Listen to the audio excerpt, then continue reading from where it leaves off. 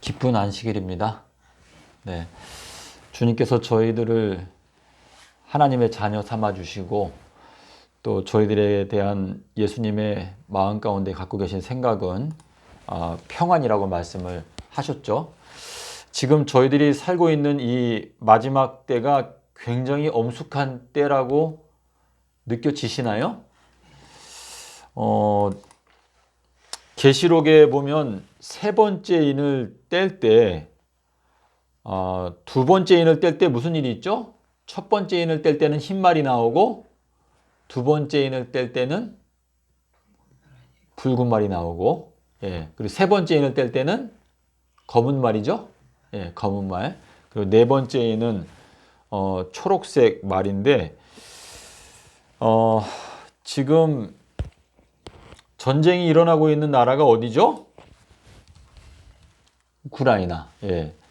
근데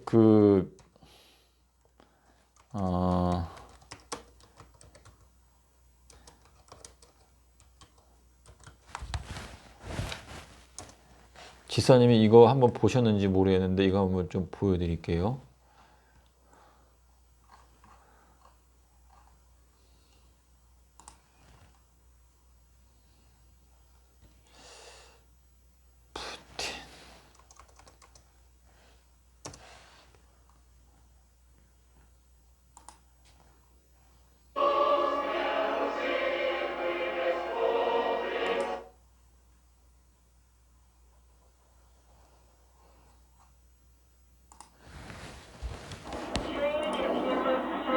지사님 이거 보여드렸나 제가? 봤어요? 보셨어요? 여기 천천히 봐보세요.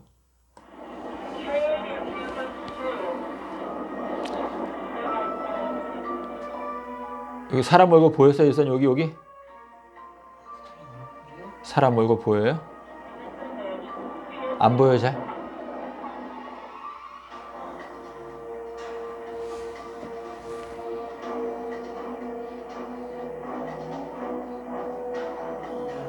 보였어요? 안 보였어요?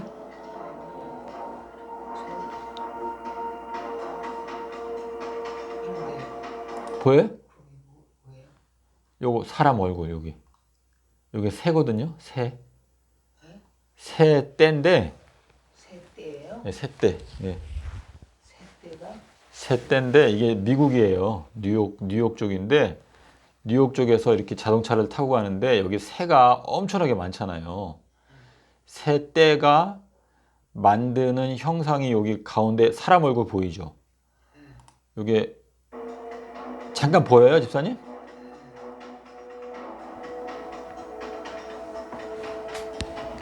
예, 그래서 이제 예? 이것도 다른 이거 이제 푸틴 대통령, 이게 러시아 대통령인데요. 러시아 대통령의 얼굴 모습이 이렇게 새떼의 모양 가운데 나타났어요. 무슨 만든 건 아니고. 제가 볼 때 만든 건 아니고 이게 꽤 됐거든요. 몇 년 됐어요. 그래서 저는 이거를 보면서 하나님께서 확실히 온 세상을 다 통치하시는구나 하는 생각이 마음 가운데 들었는데 지금 근데 왜 푸틴 저 사람 얼굴이 나타나는데 온 세상을 통치하신다고 생각해요? 그러니까 이 주님께서 예언적으로 이거를 보여주신 것 같아요. 예언적으로. 그래서 지금 이제 중국과 러시아. 중국은 붉은 붉은 용을 나타내는 나라, 그리고 이제 러시아가 전 세계 전쟁을 일으키려고 하는 전쟁의 분위기가 있거든요. 그래서 이번에 뉴스 보셨죠?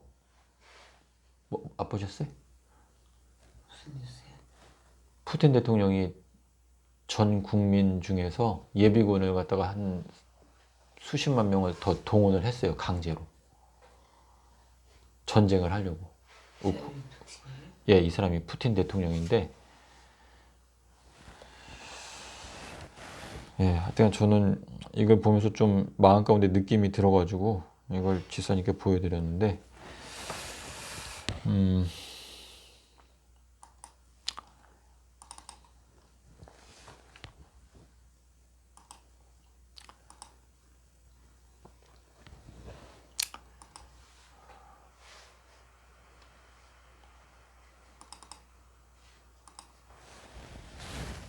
자, 우리 화면에 있는 말씀 한번 같이 읽어보겠습니다.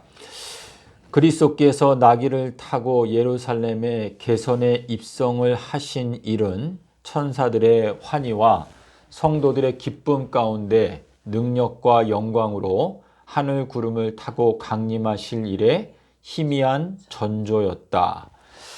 그리스도께서 제사장들과 바리새인들에게 너희는 찬송하리로다 주의 이름으로 오시는 이여 할 때까지 나를 보지 못하리라 하신 말씀이 그때에 성취될 것이다.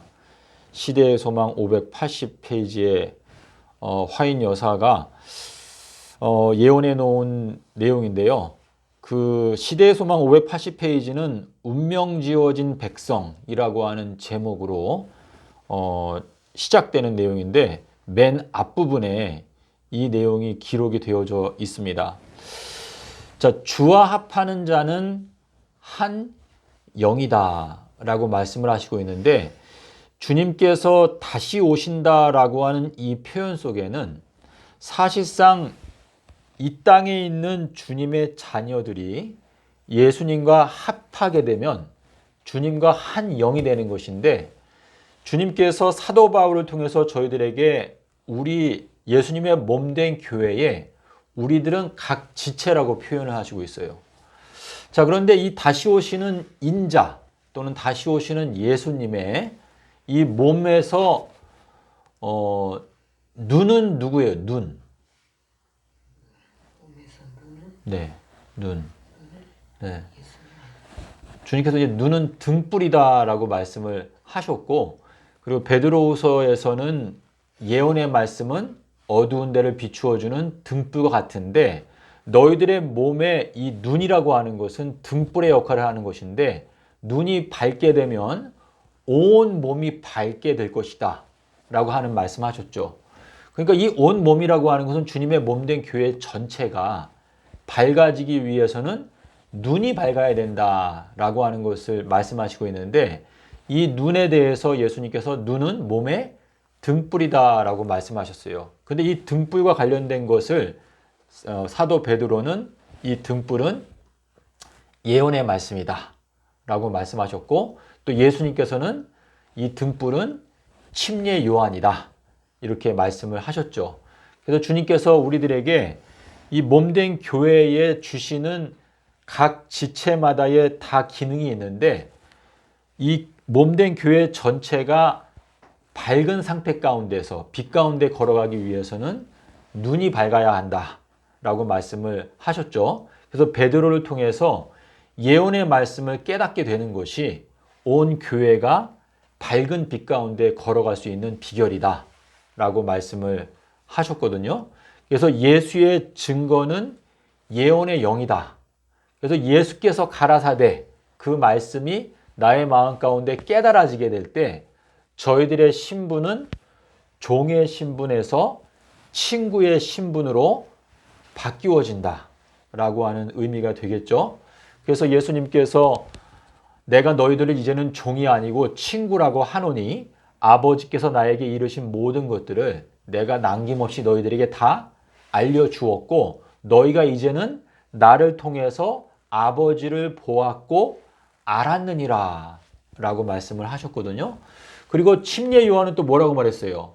신부를 취하는 자는 신랑이지만 신랑의 음성을 듣는 친구가 크게 기뻐한다 라고 말씀을 하셨습니다.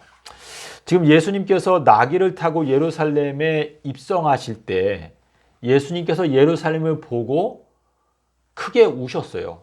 우시면서 암탉이 자기 새끼를 날개 아래 모으려고 하는 것처럼 내가 너희들을 모으기 위해서 선지자들을 보내고 나의 종들을 보냈지만 너희가 그들을 거절하였는데 너희가 평화에 관한 일을 알았더라면 좋을 뻔하였거니와 오늘날 너희들의 눈에 숨겨져 있다라고 말씀을 하셨는데요.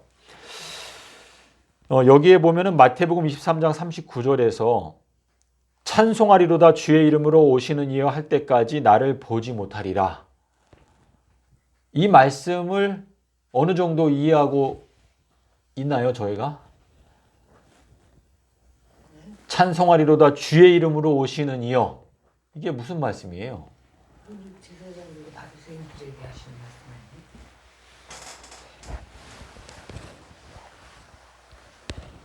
아니에요? 예, 맞아요. 맞는데 찬송하리로다 주의 이름으로 오시는 이여 할 때까지 너희가 나를 보지 못하리라 하신 그 말씀이 그때에 성취될 것이다 라고 말했는데 여기에서 말하는 이 그때가 언제일까요? 그때가 2022년. 2022년도 확실히 그렇다고 생각이 되세요, 집사님? 네. 설명하실 수 있겠어요? 이해가 되세요? 2022년도가 예. 오늘 아침에 김봉균 장로님이 이제 문자를 보냈는데 스가랴서 14장에 나오는 말씀 가운데 무슨 말씀이 있죠? 초막절 때 여호와 하나님께 경배드리기 위해서 올라오지 아니하는 자들에게는 하나님께서 어떻게 하시겠다? 비를 내려주시지 않겠다라고 말씀을 하셨어요. 그래서 주님께서 모세와 함께 이 마지막 초막절 제도를 제정하실 때 사실상은 2015년도부터 2022년도까지를 생각하고 초막절 제도를 만드신 거예요. 그래서 2015년부터 2022년도까지 모든 남자들은 어떻게 하라고 말했죠? 내 앞에 나와서 경배하라 라고 말씀하셨는데 지금 열방이 분요하고 열왕들이 허사를 경영하고 있고 사람이 존귀에 처하고 거룩한 부르심을 받고 있다는 것을 생각하지 못하기 때문에 노아 때와 마찬가지로 사람들이 먹고 마시고 시집가고 장가가고 있으면서 홍수가 와서 저희들을 다 멸하기까지 깨닫지 못했다. 근데 그와 똑같은 현상이 이 마지막 때에도 일어나게 될 것이다 라고 주님께서 저희들에게 경고하시고 있는데 2015년부터 2022년도까지 지금 8년의 세월이 지나갔고 올해가 마지막 해인데 이 8년의 기간 동안에 우리가 하나님의 얼굴을 구하고 하나님을 경배하기 위해서 진정으로 노력하지 아니하게 되면 어떻게 되는 거예요? 비를 내려주시지 않겠다라고 하는 말씀을 하시고 있는데 2023년도부터 하늘을 어떻게 한다는 거예요? 이제 하늘을 닫아서 비가 내리지 못하게 한다라고 하는 예언이 계시록 11장 3절부터 6절에 있는데 노아가 600세 되던 해에 홍수가 내릴 때 어떤 일이 있었죠? 하늘에 창들이 열리고 그리고 깊은 샘물이 터졌다라고 하는 그 말씀은 사실상 우리가 6000년이 끝나게 되는 시점, 그러니까 서기 2000년도부터는 주님께서 이제 7번째 날에 들어왔기 때문에 저희들에게 하늘 창문을 여시고 또 깊은 샘물을 터지게 해주실 그러한 만반의 준비를 갖고 계신 것인데 누구든지 구하는 자, 성령을 구하는 자, 그래서 누구든지 목이 마른 자는 내게 와서 마셔라. 그 말씀을 언제 하셨어요? 요한복음 7장 37절에서 명절, 마지막 날, 곧 큰 날. 이 각각의 표현이 굉장히 중요한데 명절 마지막 날이라고 하는 건 뭐예요? 내가 마지막 날에 너를 어떻게 하겠다? 살리겠다라고 말씀하셨는데 우리들은 먼저 영적으로 부활하는 걸 경험해야 그 다음에 우리의 육체의 부활을 경험할 수가 있는 거예요. 주님께서 너희가 물과 성령으로 거듭나야 그 다음에 너희가 피의 침례를 받게 될 때 그 사망의 침례 가운데서 너희가 건져냄을 받을 수 있다 라는 것을 저희들에게 말씀하시는 것인데 2022년도는 뭐예요? 명절 마지막 날, 곧 큰 날에 이 큰 날이라고 하는 것은 여호와의 크고 두려운 날을 말씀하시는 것인데 이 2022년도는요 이방인들에게는 그렇게 위험한 날은 아니에요. 하지만 기독교인들에게 있어서는 굉장히 엄숙한 하나님의 심판의 시간인데 주님께서 예루살렘을 보시면서 우시면서 내가 너희들을 모으기 위해서 노력한 것이 도대체 몇 번이냐라고 말씀하셨는데 이 모은다라고 하는 단어가 시편에서는 뭐라고 나오죠? 아삽의 시, 그렇죠? 근데 이 아삽이라고 하는 단어가 출애굽기 23장에 가게 되면은 거기에 장막절, 수장절 이런 표현이 나오는데 이 수장이라는 게 뭐예요? 수장. 수장이라는 것은 연종에 이 거두어들인 모든 수확물들을 창고에 넣어서 저장한다 라고 하는 의미가 거기에 들어있는 것인데 이 2022년도는 요단강을 건널 때 어떻게 했죠? 요단강에서 돌 12개를 가지고 올라왔어요. 그래서 지금 이 2022년도가 갖고 있는 의미는 뭐냐면 우리가 이 사망에서 생명으로 옮겨지게 되는 14만 4천에 해당되는 12지파들이 이 요단강 이 사망의 물줄기에서 건져냄을 받아서 강을 건너가게 되는 사건이다 라고 하는 뜻인데 이스라엘 자손들이 요단강을 건너갈 때 맨 앞에 뭐가 갔죠? 예, 법궤가 갔고 그 뒤에 백성들이 따라갈 때 법궤와 백성 사이에 거리가 얼만큼이었죠? 2000규빗쯤 뛰게 하라 라고 말씀하셨는데 이것이 결국은 예수님과 우리 사이의 거리를 말하는 것이죠. 그래서 우리가 예수님께서 2000년 전에 요단강을 건너가셨는데 우리들도 이제 예수님을 따라가서 건너갈 준비가 되었다.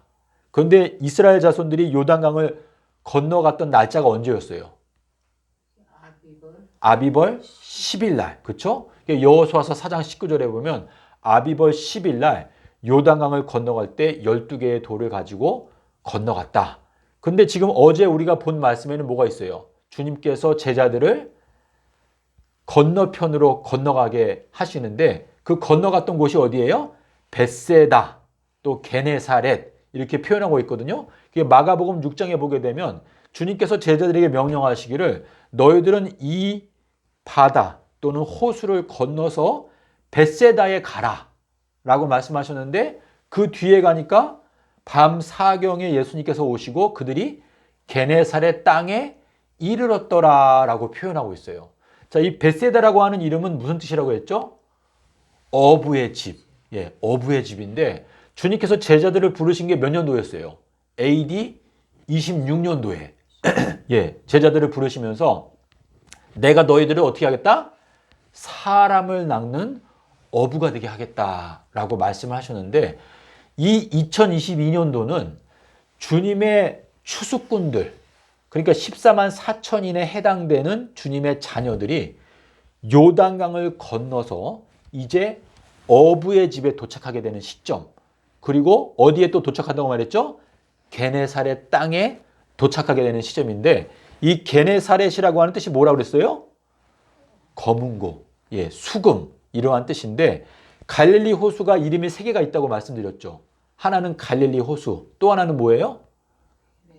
게네사렛, 또 하나는 디베랴, 예, 디베랴 바다 예, 이렇게 기록하고 있는데 지금 예수님께서 활동하셨던 그 이스라엘 나라를 보게 되면 맨 위에는 무슨 못이 있어요? 갈릴리 호수가 있고 그 밑에는 뭐가 있죠? 사해가 있어요. 근데 이 사해는 어떤 곳이에요?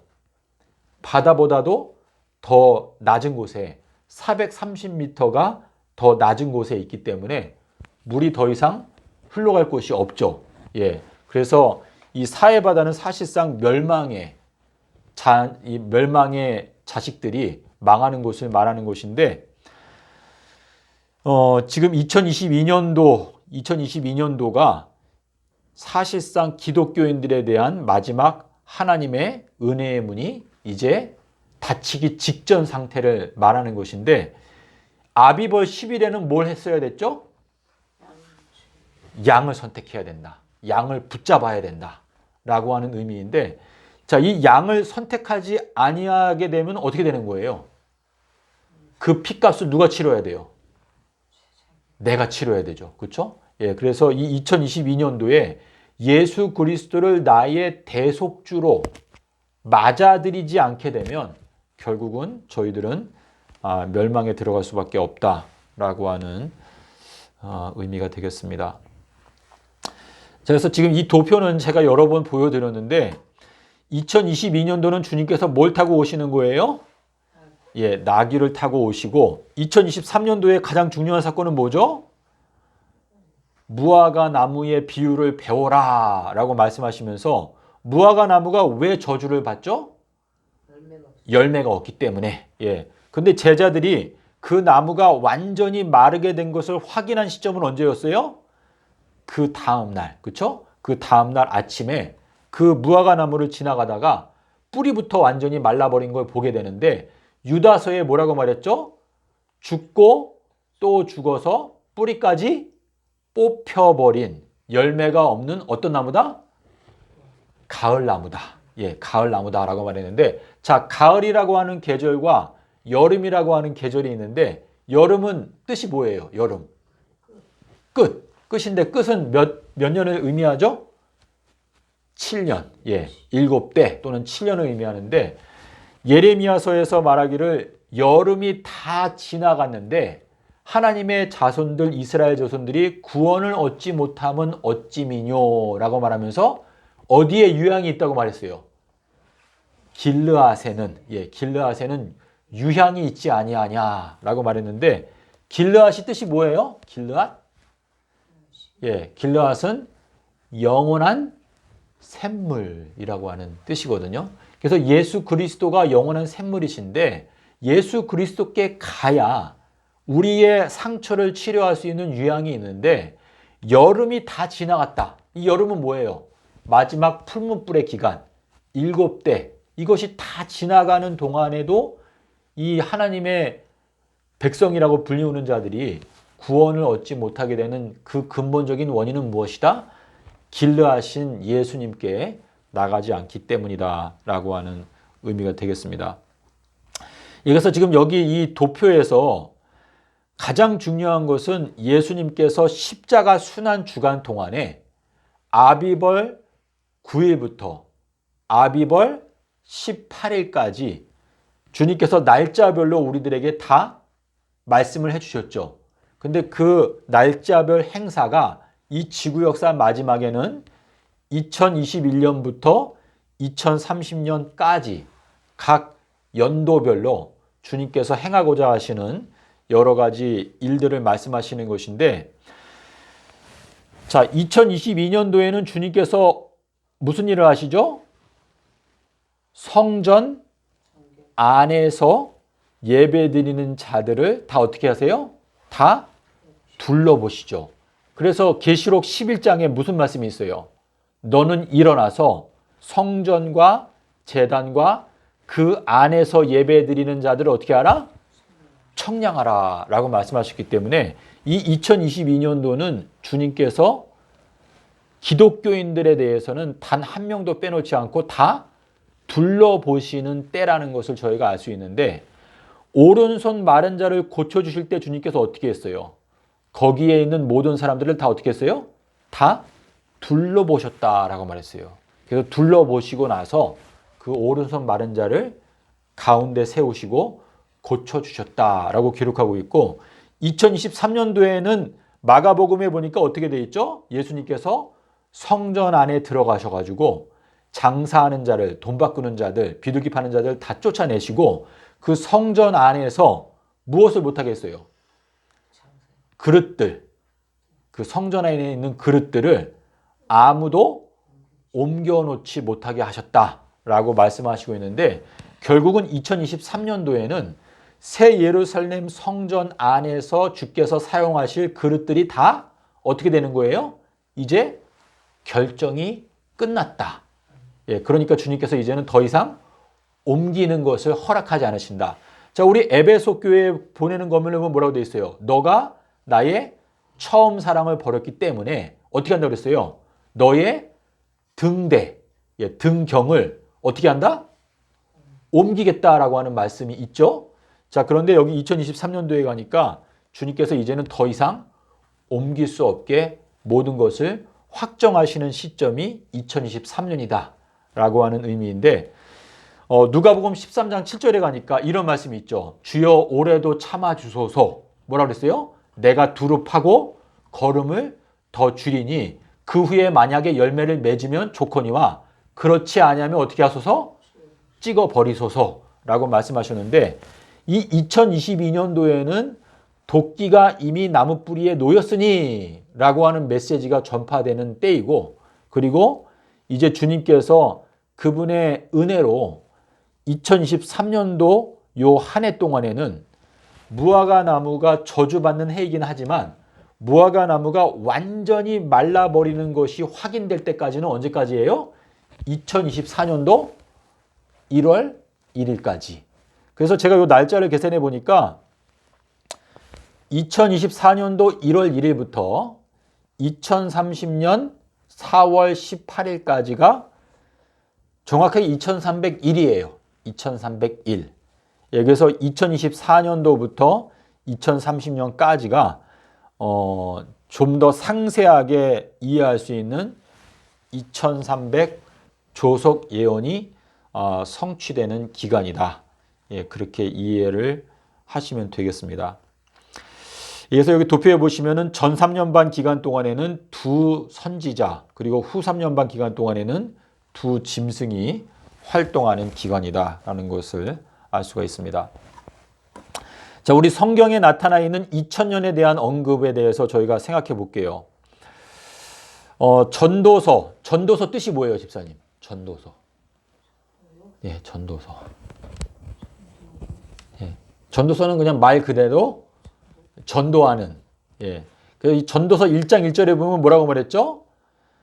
다윗의 아들 예루살렘의 왕 전도자의 말씀이라 라고 말했어요. 자, 그래서 여기 보면 예루살렘 왕이라고 했는데 예루살렘은 뭐예요?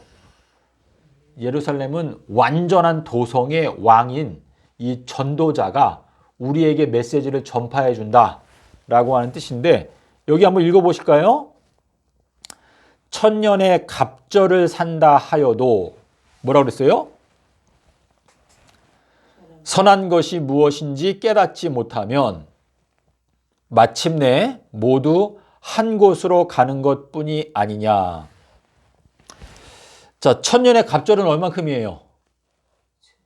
2000년이죠? 예, 2000년. 우리가 2000년이라고 하는 세월을 산다 할지라도 선한 것이 무엇인지 깨닫지 못하면, 근데 우리 번역이 이게 제대로 안 되어 있는데 원어에 보게 되면 이렇게 되어 있어요. 선한 것이 무엇인지 깨닫지 못하면 마침내 모두 한 곳으로 가는 것뿐이 아니냐라고 전도서 6장 6절에 말씀을 하시고 있습니다. 그래서 우리가 2000년이라고 하는 세월을 혹시 산다 하더라도 선한 것, 이 선한 것이 왜 중요하죠? 선한 것? 우리가 선과 악을 분별하지 못하면 안 되죠. 주님께서 요나의 표적을 말씀하시기 직전에 뭐라고 말했어요? 독사의 자식들아, 뭐라고 말했죠? 너희들은 악하니 어떻게 선한 말을 할 수 있느냐? 마음 가운데 가득한 것을 너희가 입으로 말하기 때문에 사람이 어떤 무익한 말을 할지라도 심판날에 이에 대하여 신문을 받게 될 것이다 라고 말씀을 하셨는데, 자, 지금 선과 악을 알게 하는 나무가 동산 어디에 있었죠? 동산 중앙에 있었는데 그것은 예수님의 십자가 사건을 말씀하시는 거예요. 그래서 주님께서 악하고 음행하는 세대, 그 반대말은 뭘까요? 선하고 정절이 있는 세대, 이렇게 표현할 수 있는데 지금 이 전도자 솔로몬이 2000년이라고 하는 그것을 우리에게 말하면서 우리가 2000년의 세월 동안 이거는 결국은 서기 30년부터 2030년이 올 때까지 그 기간 동안에 선한 것이 무엇인지 우리가 깨닫지 못하게 되면 결국은 다 멸망의 길로 갈 수밖에 없다라고 하는 의미를 말씀하시는 것입니다. 자, 우리 호세아 6장 2절에 보면 뭐라고 말했죠? 여호와께서 이틀 만에 우리들을 다시 살리시고, 후자는 없어요. 예.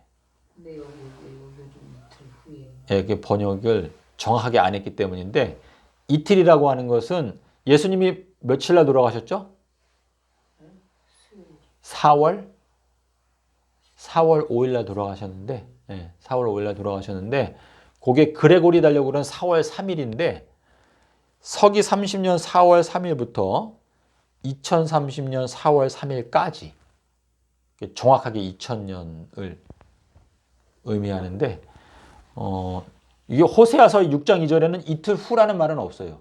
후라는 단어는 없고, 이틀, 그러니까 딱 이틀이 차게 되면, 이틀 만에 우리들을 다시 살리시고, 이렇게 말씀하셨는데, 물론 요한복음 11장에는 뭐라고 돼 있어요? 나사로가 죽었을 때 뭐라고 말했죠? 이틀 후에 예수께서 제자들에게 이르시되 다시 유대로 가자라고 말씀하시고, 나사로를 살리러 오니까 나사로가 죽은 지가 며칠 됐어요? 이미 나흘이 되었다. 그렇죠? 그렇게 말했죠? 그래서 거기에는 이틀 후라는 표현이 있는데 이 호세아서에는 이틀 만에 우리들을 다시 살리시고, 그 다음에 제3일에는 어떻게 하시겠다? 우리들을 일으키시리니 또는 높이 드시리니 이렇게 표현되어져 있는데, 누가복음 13장에 뭐라고 되어 있어요? 오늘과 내일은 내가 뭘 하겠다? 귀신을 쫓아내고, 또 한 가지는 병을 고치는 것을 어떻게 하겠다? 완료하겠다. 끝마치겠다. 라고 이렇게 말씀을 하셨거든요. 그래서 요거는 2000년 동안에 주님께서 귀신을 쫓아내고 병을 고치는 일을 다 끝마치시겠다라고 하는 뜻인데, 자, 귀신을 쫓아내기 위해서 사람들이 어떻게 했어요? 예수님께 그 귀신 들린 자를 데리고 와서 예수님의 어디에다 두었어요? 예수님의 발 앞에. 그렇죠? 자, 그리고 병든 자도 어떻게 했어요? 데리고 와서 예수님의 발 앞에 두었어요. 그래서 이 발이라고 하는 게 왜 중요한가? 예수님을 표현할 때 예수님의 머리, 예수님의 발, 예수님께서 무덤에 계실 때 천사 둘이 와서 하나는 머리에 하나는 발에 있었죠. 근데 이 발이라고 하는 것이 뭐예요?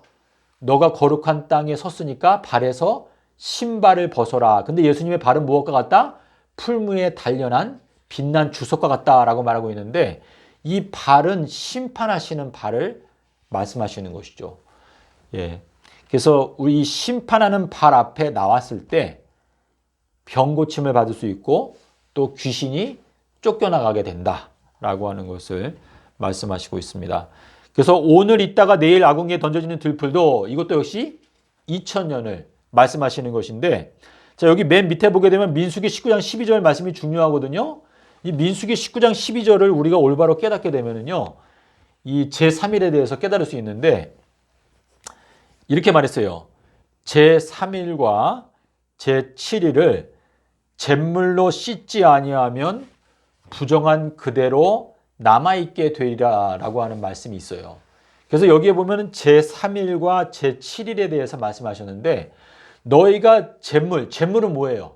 잿물은 우리의 옷을 하얗게 표백하는 표백제가 잿물인데, 너희가 잿물을 가지고 제3일과 제7일을 깨끗하게 씻지 아니하면 너희가 그냥 부정한 상태 가운데 있게 될 것이다 라고 하는 말씀을 민수기 19장 12절에서 말씀하셨는데, 이 말씀이 지금 제3일에 대해서 깨닫는 가장 중요한 열쇠거든요. 주님께서 부활하신 날짜가 제3일인데 마태복음 16장 21절에서 예수님께서 뭐라 그랬어요? 제3일에 살아나시게 될 것을 제자들에게